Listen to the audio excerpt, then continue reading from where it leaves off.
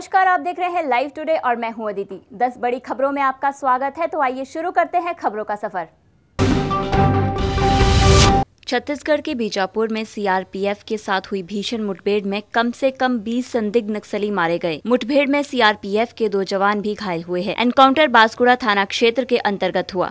मुठभेड़ में 3 नक्सलियों को गिरफ्तार भी किया गया है।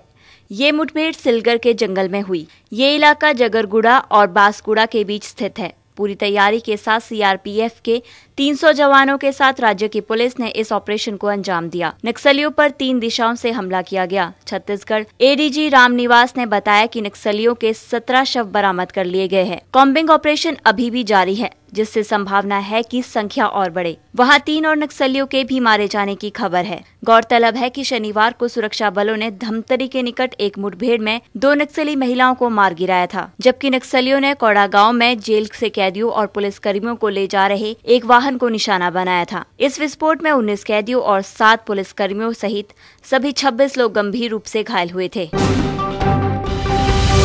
22 साल से पाकिस्तान की जेल में बंद सरबजीत की रिहाई के लिए बॉलीवुड के दबंग सलमान खान ने ट्विटर पर मुहिम छेड़ दी है। उन्होंने पाकिस्तान के राष्ट्रपति और वहां की आवाम से अपील की है कि सरबजीत को उसके परिवार के पास पहुंचा दिया जाए। 30 साल के लंबे इंतजार के बाद पाकिस्तान की जेल में बंद भारतीय नागरिक सुरजीत सिंह अपने वतन पहुंच गए, लेकिन 22 सालों से वतन लौटने का इंतजार कर रहा सरबजीत अब भी पाकिस्तान की जेल में कैद है। सलमान ने ट्वीट में लिखा है, मेरी पाकिस्तान के लोगों से गुजारिश है कि वो यहाँ सजा काट रहे सरबजीत को रिहा करवाने में मेरी मदद करें। प्लीज़ अल्लाह का वास्ता पाकिस्तान के लोगों से, प्रेस के लोगों से, पाकिस्तान की सरकार और राष्ट्रपति जरदारी से मेरा विनम्र निवेदन है। सरबजीत को सालों बाद उसके परिवार के पास भेजना एक नेक संकेत होगा। सलमान ने लिखा है, मुझे उम्मीद है कि इसे अपने काम की तरह मानकर आप मुझे सहयोग देंगे। एक परिवार की खुशियों का हिस्सा बनिए, मेरी मदद करें और उनकी भी मदद करें। पाकिस्तान के सभी लोगों से मेरी निजी गुजारिश है कि सरबजीत को पंजाब में उसके परिवार के पास भेज दिया जाए। मुझे उम्मीद है कि आप भी दिल से उसकी मदद करना चाहेंगे। गौरतलब है कि अभिनेता सलमान खान के पाकिस्तान में भी करोड़ों फैंस हैं। उनकी फिल्मों और अभिनय को पाकिस्तान में खूब पसंद किया जाता है। अब देखना होगा कि सरबजीत की रिहाई को लेकर सलमान की ये मुहिम क्या रंग लाती है। वित्त मंत्रालय ने देर रात general anti tax avoidance rules को लेकर नई गाइडलाइंस जारी कर दी है। इन गाइडलाइंस के मुताबिक डबल टैक्सेशन का दुरुपयोग करने वाली कंपनियां आयकर विभाग की निगरानी में रहेगी।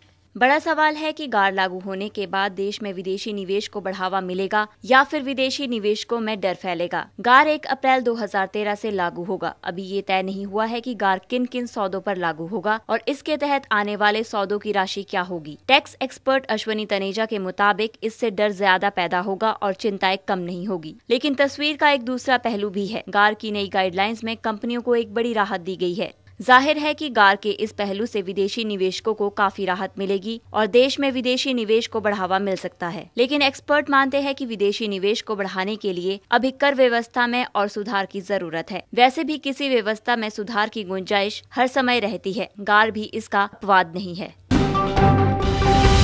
राजधानी दिल्ली में बिजली की बड़ी कीमतों के खिलाफ बीजेपी का प्रदर्शन हुआ। मालवीय नगर में डीईआरसी के दफ्तर के बाहर बीजेपी कार्यकर्ताओं ने प्रदर्शन किया। बीजेपी का आरोप है कि दिल्ली की शीला सरकार की बिजली कंपनियों से मिली भगत है और इसलिए कीमतें इतनी ज्यादा बढ़ा दी गई हैं। दिल्ली में 1 जुलाई से बिजली कीमतों में 24% तक बढ़ोतरी का फैसला किया गया है। इस फैसले के बाद अब 200 यूनिट तक बिजली खर्च के लिए 3 रुपए के बजाय 3 रुपए 70 पैसे प्रति यूनिट चुकाने होंगे। 200 से 400 यूनिट तक बिजली के इस्तेमाल पर कोई बढ़ोतरी नहीं की गई है, यानी आपसे पहले की तरह 1 यूनिट के लिए 4.80 पैसे ही वसूले जाएंगे। लेकिन 400 यूनिट से ज्यादा बिजली पर अब ग्राहकों को 5.70 पैसे के बजाय 6.40 पैसे देने होंगे, यानी कि 70 पैसे ज्यादा। दिल्ली में 2 दर्जन से ज्यादा स्थानों पर बिजली कंपनियों के दफ्तरों के बाहर, डीआरसी के दफ्तर के बाहर, हर स्थान पर जहां जहां संभव है वहां हमारे कार्यकर्ता सड़कों पर उतरेंगे, इसका विरोध करेंगे और हमारी ये मांग है कि इस पर पुनर्विचार होना चाहिए। ये जो हाइक है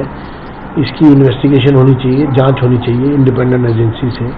ये बिजली कंपनियों को बड़े मुनाफे की ओर ले जाता है और ये बड़ा मुनाफा आम आदमी की कमर तोड़ता है। 2010-11 में सरकार के अड़ियल रवैये के कारण, सरकार के इंटरवेंशन के कारण रिड्यूस टैरिफ अनाउंस नहीं हो पाया। 1 साल ऐसा गया जब टैरिफ ही अनाउंस नहीं है। मुख्यमंत्री बताएंगे कि उस वर्ष टैरिफ अनाउंस क्यों नहीं हुआ, उसका जिम्मेदार कौन है? उसकी जिम्मेदार सरकार, यानी कि सरकार हस्तक्षेप करती है। किस तरह से कंपनियां, सरकार और डीआरसी मिलकर के लोगों को लूटने का इंतजाम कर रहे हैं। विपक्ष चुप नहीं बैठने वाला है। जो भी टैरिफ तय होता है वो डीआरसी करती है, और डीआरसी जब टैरिफ तय करती है तो न सिर्फ डिस्कॉम से जो उनकी एनुअल रेवेन्यू रिक्वायरमेंट्स हैं वो लेती है, बल्कि जो स्टेक होल्डर्स हैं, आम जनता से भी सुनवाई करती है, उनके व्यूज भी लेती है, रेजिडेंट वेलफेयर एसोसिएशन के लेती है, इंडस्ट्री से लेती है, ट्रेडर्स ग्रुप से इंटरेक्शन करती है, और उनके सुझावों को मद्देनजर रखते हुए अंतिम फैसला जो है वो डीआरसी लेती है। भारतीय जनता पार्टी जिस तरीके से लोगों को वर्गलाने और भड़काने का या मिक्स इन्फॉर्मेशन कैंपेन शुरू कर रखा है, अपने राज्यों में जाकर देखें क्या हालत है वहां पर, और जहां पर उनकी सपोर्टेड सरकारें वहां क्या हालत है। मध्य प्रदेश की पूर्व मुख्यमंत्री तथा उत्तर प्रदेश के चरखारी विधानसभा से विधायक उमा भारती को फोन पर जान से मारने की धमकी दी गई है। पुलिस ने मामला दर्ज कर लिया है, मगर धमकी देने वाले का खुलासा नहीं किया है। पुलिस के अनुसार शामला हिल स्थित उमा भारती के लैंडलाइन फोन पर पिछले 2 दिनों से अज्ञात व्यक्ति फोन कर रहा है। यहाँ तैनात सुरक्षाकर्मी जब भी फोन उठाता है तो उसे उमा भारती को चाकू मारने और गोली मारने की धमकी दी जाती है। सूत्रों के मुताबिक उमा भारती के आवास पर तैनात सुरक्षाकर्मी ने शामला हिल्स थाने में गुरुवार को शिकायत दर्ज कराई है कि एक अज्ञात व्यक्ति फोन करता है और सीधे उमा भारती को जान से मारने की धमकी देता है। सुरक्षाकर्मी की शिकायत पर पुलिस ने रिपोर्ट दर्ज कर ली है। मुंबई में 26 नवंबर को हुए हमले का आरोपी अबू हमजा ने बड़ा खुलासा करते हुए कहा है कि 26/11 हमले से ठीक 2 दिन पहले पाकिस्तान के बैतुल्ला मुजाहिदीन इलाके में आतंकवादियों की मॉक ड्रिल हुई थी। ये मॉक ड्रिल करीब 2 घंटे तक चली थी। हमजा ने कहा कि इस हमले की तैयारी के लिए संचार तकनीक से सुसज्जित कंट्रोल रूम बनाया गया था। इस काम में हमजा का साथी कगाजी ने भी अहम भूमिका अदा की थी। कगाजी भी महाराष्ट्र के बीड़ का ही रहने वाला है।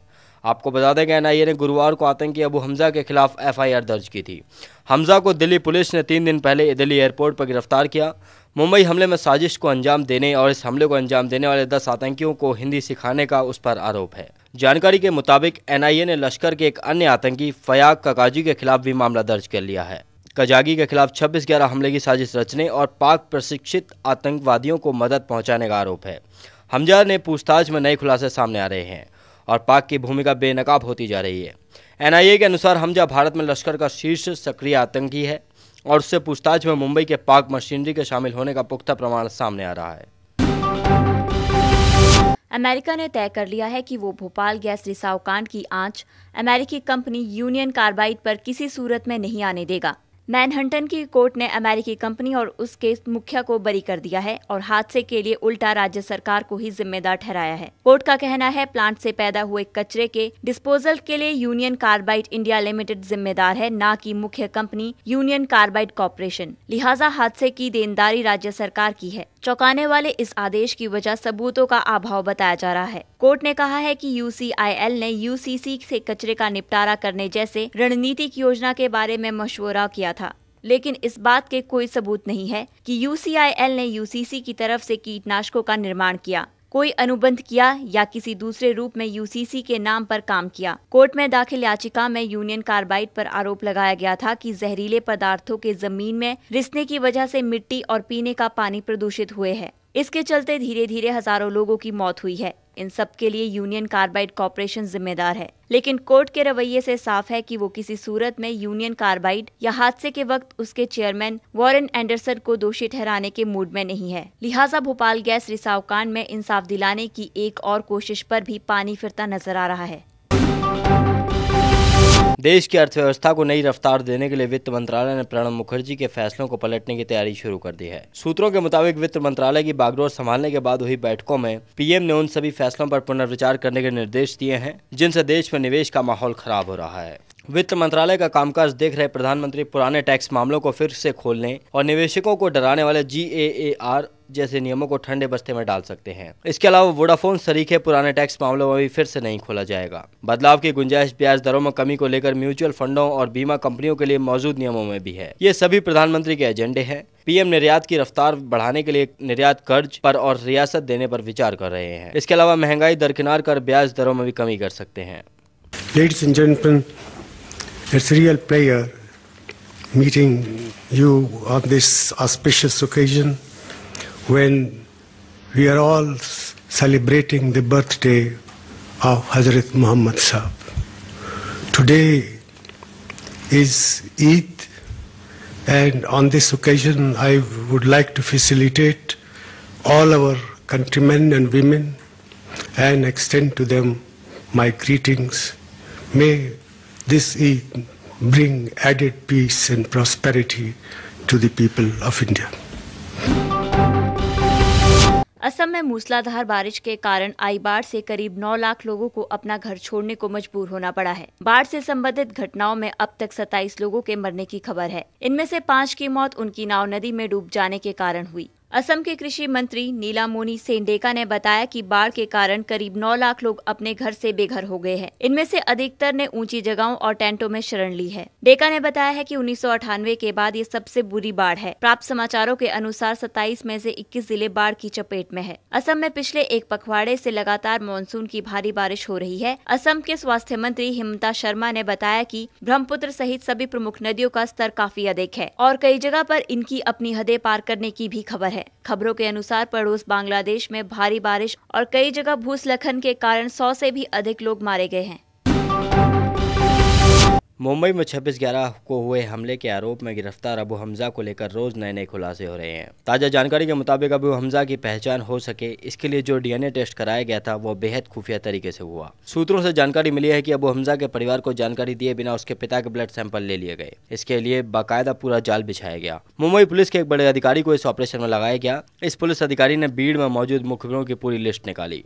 इसी लिस्ट में एक मुखबिर को ऑपरेशन के लिए तैयार किया गया। मुखबिर को कहा गया कि वो अबू हमजा के पिता से किसी न किसी बहाने झगड़ा करता रहे और इसी दौरान एक दिन ऐसा हो कि उसके पिता को हॉस्पिटल में भर्ती कराना पड़े। तय योजना के मुताबिक ऐसा ही हुआ और जब एक दिन अबू हमजा का पिता अस्पताल पहुंचा तो डीएनए टेस्ट के लिए उसका ब्लड सैंपल ले लिया गया। डीएनए टेस्ट की जरूरत इसलिए पड़ी क्योंकि पाकिस्तान अबू हमजा को भारत को नहीं सौंपने के लिए सऊदी अरब पर दबाव बना रहा था। पाकिस्तान का दावा यह था कि सऊदी अरब में रह रहा शख्स अबू हमजा नहीं रियासत अली है जो कराची का रहने वाला है। लेकिन डीएनए टेस्ट के बाद पाकिस्तान का दावा झूठा निकला और अबू हमजा को भारत लाया गया। हालांकि अबू हमजा की मां ने भीड़ में बाकायदा प्रेस कॉन्फ्रेंस कर इस बात का खंडन किया था कि अबू हमजा की पहचान के लिए उसके परिवार वालों के खून के नमूने लिए गए। अबू हमजा की मां रेहाना बेगम ने कहा था, ये सरासर गलत बात है, हमारा कभी डीएनए टेस्ट हुआ ही नहीं और न ही खून के नमूने लिए गए।